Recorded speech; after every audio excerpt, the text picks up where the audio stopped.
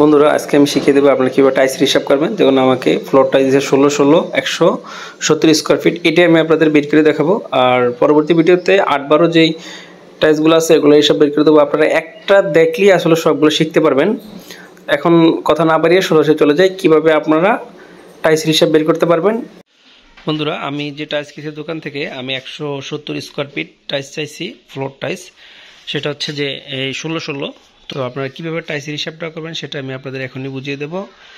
যেমন এখানে আমাকে কয়টা প্যাকেট দিচ্ছে খেয়াল করুন আপনারা, 1 2 3 4 5 6 7 8 9, 9টা প্যাকেট দিচ্ছে। তো একটা প্যাকেটে এখানে 10 পিস করে থাকে। আর খোলা দিছে কয়টা, খোলা হচ্ছে যে 1 2 3 4 5, এখানে 5 পিস দিচ্ছে খোলা, এই 16। তো আমাকে 170 ফিট টাইলস দিয়েছে, সেটা আমি এখন হিসাবটা বের করে দেবো। যে আমি ফ্লোর টাইলস এই কালারটা চেয়েছি, তো এটা আমাকে 170 পিস কয় পিস দিল সেটা আমি এখন দেখাবো।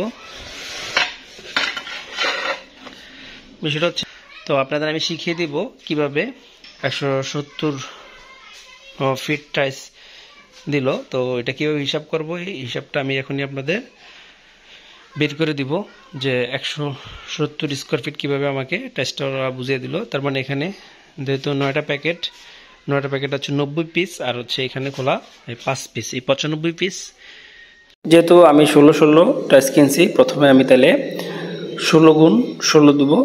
যেহেতু 16 টাইলসটার 5 দিক 16, তো হচ্ছে 256। এর মধ্যে গুণ দেবো, যেহেতু আমি 95 পিস টাইলস কিনছি বা 95 পিস টাইলস আমাকে দোকানদার দিয়েছে, এই জন্য আমি গুণ 95 দিব।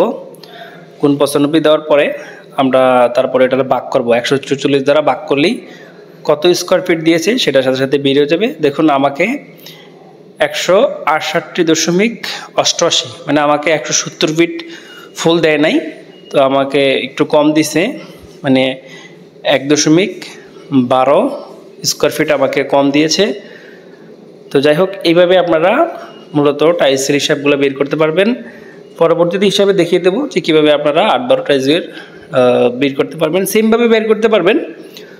তো ধন্যবাদ, আজ এই পর্যন্তই। দেখা হবে অন্য কোনো ভিডিওতে। যদি আমার ভিডিওটি ভালো লেগে থাকে সবাই আমার চ্যানেলটি সাবস্ক্রাইব করে সঙ্গে থাকবেন। আল্লাহ হাফেজ।